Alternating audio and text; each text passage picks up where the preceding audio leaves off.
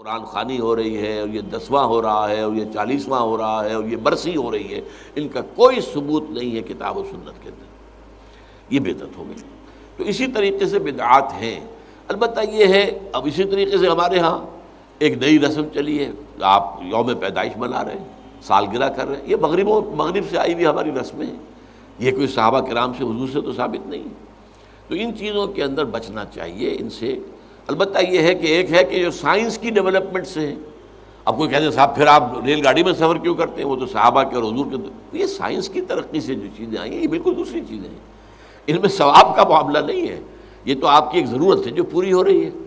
وہ آپ ہوائی جہاز میں سفر کریں، ٹرین میں سفر کریں، کار میں سفر کریں، یہ جدید ترقیات ہیں، ان سے فائدہ اٹھانا ہے اور ان کو استعمال کرنا ہے،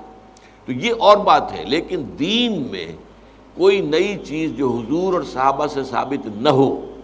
اور اس کو آپ حصول ثواب کی نیت سے کریں، وہ بدعت ہے۔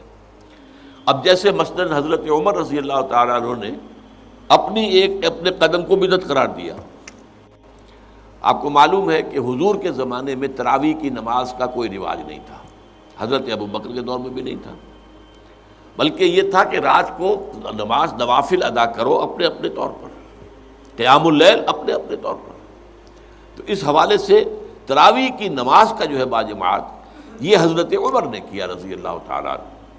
کہ ایک دفعہ آپ آئے اپنے دور خلافت میں، مسجد نبوی میں دیکھا کچھ لوگ ادھر کھڑے ہیں، کچھ ادھر کھڑے ہیں، کچھ ادھر کھڑے ہیں، کچھ ادھر کھڑے ہیں، اب ایک ایک جو حافظ ملا ہوا اس کے پیچھے قرآن سن رہے ہیں، پڑھ رہے ہیں۔ تو آپ نے کہا کیا یہ اچھا ہو ان سب کو ایک امام کے پیچھے جمع کر دیا جائے؟ اچھا کوئی اول شب میں پڑھ رہے ہیں، کوئی دیر میں پڑھ رہے ہیں، حضور نے 3 دفعہ جماعت کرائی اس رمضان کی رات میں، تو وہ تہجد کے وقت کرائی ہے، وہ عشاء کے ساتھ نہیں، جو ہم تراویح کہتے ہیں کہ عشاء کے ساتھ ہی 20 رکعت ہم پڑھتے ہیں، یا اہل حدیث حضرات 8 رکعتیں پڑھتے ہیں، تو اس لیے کہ حضور نے تو صرف تہجد کی جگہ پر پڑھائی، تہجد کی 8 رکعتیں ہوتی تھی حضور کی، تو 8 رکعتیں آپ نے پڑھائی۔ لیکن یہ ہے کہ پھر حضرت عمر نے یہ فیصلہ کیا کہ اس طرح کر دیا جائے، اور اس کے بعد یہ ہوا کہ ایک امام ہے، سب لوگ سن رہے ہیں۔ اس کے بعد ایک دن کہیں آئے حضرت عمر، داخل ہوئے، دیکھا کہ ایک امام کے پیچھے پوری مسجد بھری ہوئی ہے، جماعت ہے، ہو رہی ہے، اور آپ نے کہا نعم البدعۃ ھذہ، یہ ایک اچھی بدعت ہے جو ہم نے شروع کی ہے۔ تو اس سے بدعت حسنہ کا لفظ عام طور پر لوگ لے لیتے ہیں، لیکن یہ واضح رہے کہ یہ حق جو ہے یہ خلیفۃ المسلمون کو تو حاصل تھا، یہ نہیں ہے کہ ہر شخص اس طرح کی نئی بدعت ایجاد کر لے اور کہے یہ بھی اچھی بدعت ہے، بدعت حسنہ ہے۔ اگر ہم اذان سے پہلے یہ پڑھ دیتے ہیں، درود پڑھ دیتے ہیں، تو کیا برائی ہے اس میں؟ کوئی بری بات تو نہیں ہے درود پڑھنا، لیکن بھائی نہیں، یہ قرآن اور حدیث سے اور صحابہ کے عمل سے ثابت نہیں ہے،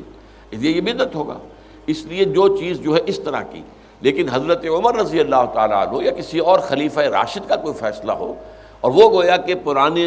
طریقے میں کسی چیز کا اضافہ ہو رہا ہو، تو وہ ایک علیحدہ بات ہے۔ لیکن ان کے بعد کیونکہ اس میں یہ ما انا علیہ و اصحابی، تو اصحاب حضرت عمر اصحاب میں سے ہیں، اور اصحاب ہی نہیں بلکہ آپ جو ہیں خلفائے اربعہ میں سے ہیں، خلیفہ ثانی ہیں، تو اس پہلو سے ان کی بات علیحدہ ہوگی، لیکن کسی اور کو اپنے کسی کام کے شروع کرنے کو بدعت حسنہ قرار دینا یہ درست نہیں ہے۔